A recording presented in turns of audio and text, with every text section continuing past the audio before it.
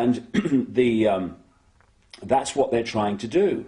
They're trying to disconnect us from multidimensional infinity so that we don't see the world from that perspective, and therefore see through the illusion and see through the nonsense and see through the lies. And then once they've disconnected people, they then program this lower level of our consciousness with a reality that suits them.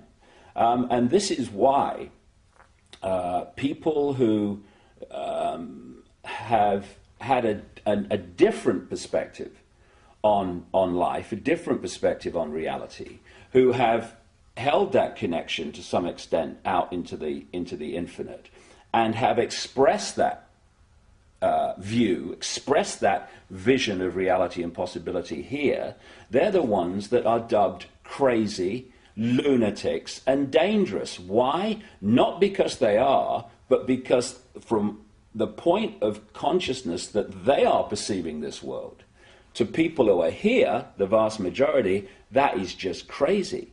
I mean, if you said to people, is that table solid? They say, of course it is, of course it is. Well, it isn't. It can't be. It's made of atoms, right? And atoms are not solid. Tell me how it does that. Our minds do that by turning vibrational fields into apparently physical objects. The denser the vibration, the slower the vibration, the more dense that we decode that into what appears to be a physical object.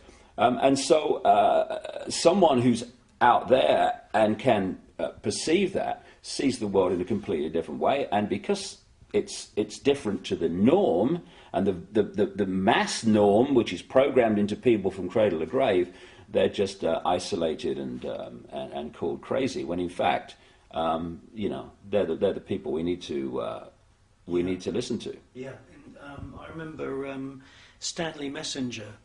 He said to me once that there are no objects, there are no things. Everything that, like for example, the wooden table, everything is an event, because once that was a tree, and in years to come that will be thrown away into a skip and it'll end up decomposing somewhere. We don't perceive that as an event because it's happening on a slow scale. But there are no things, there are only events. Well, that table was once a tree, and when it was a tree, it was an illusion.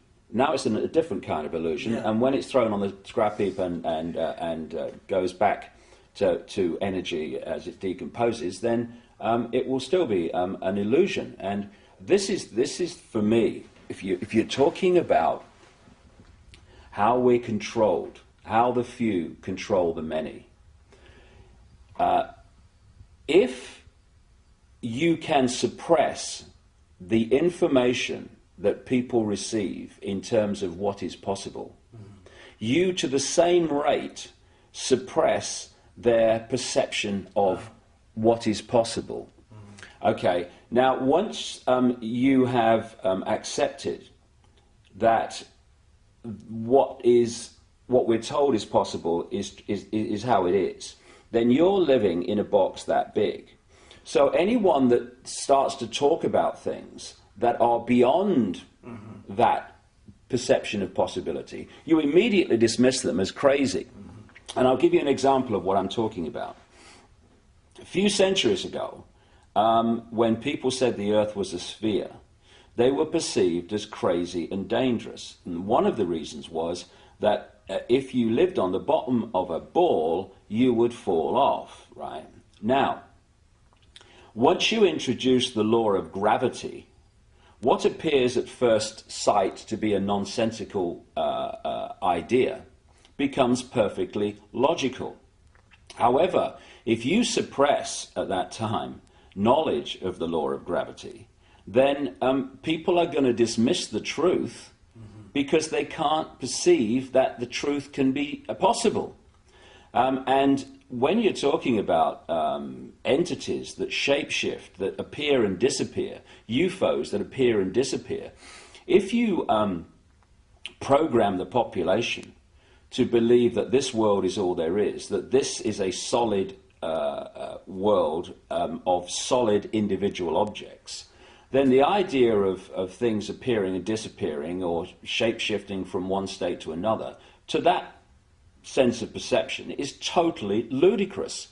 But once you introduce the suppressed knowledge, which is that this world is not solid, and what we're living in is basically symbolically a radio station, in terms of all the radio and television stations broadcasting to this place now are all existing in the space that I'm sitting in. I can't see them. They are not aware of each other unless they're really close on the dial, because they're on different frequencies. And if I'm on or something else is on a different frequency, a seriously different frequency to that wall, then I can walk through it, or something else can walk through it. Just as if I turn my radio on now, I tune into a radio frequency broadcast that's coming through this wall or this window.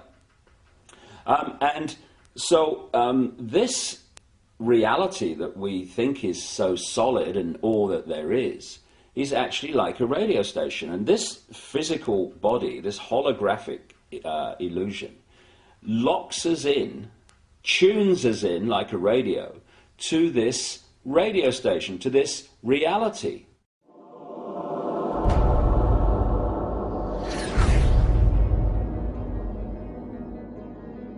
After 200 years of Kabbalistic magic and bloodthirsty crusades, wantonly murdering children, women, and engaging in ritualized sodomy, the French Knights Templar were rounded up, tortured, and executed.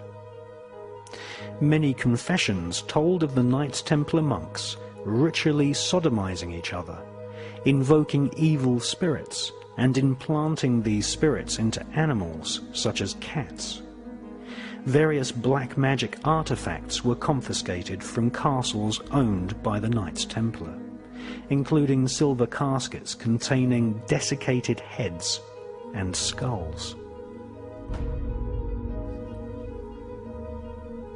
The Knights Templar referred to these heads as Baphomets. They were placed at the center of a round table. Templars would then conduct a séance invoking the spirit of Lucifer to speak through the head. The most damning information exposed them as anti-Christs. Several Knights Templar confessed that the image of Jesus was spat upon and trampled during Kabbalistic rituals, a satanic tradition which is still practiced to this day at lodges of the Ordo Templi Orientis, which was once headed by Aleister Crowley. Many Knights Templar bribed their way out of prison and escaped to Scotland and the Mediterranean island of Malta. They first renamed themselves the Sovereign Knights of Malta, and then, after establishing trade routes to North America long before Christopher Columbus, they re-emerged in Scotland, calling themselves Freemasons. All versions of Freemasonry, Rosicrucianism, the Skull and Bones, the Palladian Rite of Freemasonry, Co-Masonry, Scottish Rite Masonry, the Ku Klux Klan, and Crowley's Ordo Templi Orientis are derived from the original Kabbalistic rituals of the Knights Templar. The Kabbalistic banishing ritual of the pentagram was in part performed by Queen Elizabeth II during her coronation ceremony in 1952. The ritual was based on the lesser banishing of the pentagram ritual designed by Aleister Crowley for the Golden Dawn secret society.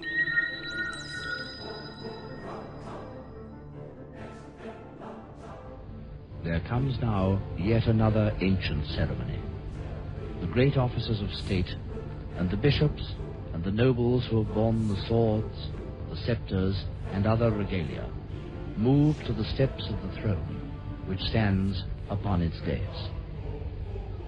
This throne, like the raised floor of the theatre itself, is descended from those days 1500 years ago, when the early kings sat for their crowning upon a mound of earth. So today, the Queen will ascend the steps of her throne, there symbolically to be lifted into it by the Archbishop and the Earl Marshal, in the sight today of a great multitude of people. It is at the moment that she is seated upon her throne that she takes possession of her kingdom.